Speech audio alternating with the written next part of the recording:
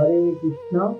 আজ আমরা চার যুগে ভগবত আরাধনার পন্থা সম্বন্ধে আলোচনা করব, যা শ্রীমদ্ ভাগবতমে দ্বাদশ স্কন্ধে তৃতীয় অধ্যায়ে 52 নম্বর শ্লোকে বলা হয়েছে, কৃতে যদ্ধায়তে বিষ্ণু ত্রেতায়া যজতে মখৈ দাপরে পরিচর্যায়াম ফলো তদ্হরি কীর্তনাৎ।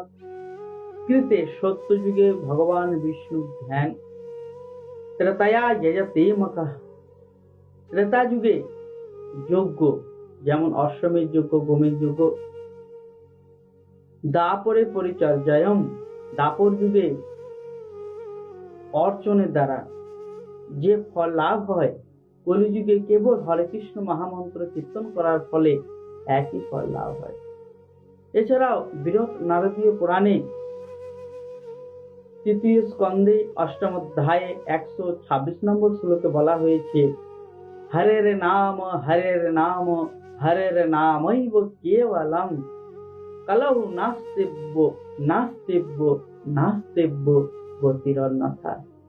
এই কলিযুগে ভগবানের দিব্য নাম কীর্তন করা ছাড়া আর অন্য কোনো গতি নেই, আর অন্য কোনো গতি নেই, আর অন্য কোনো গতি নেই।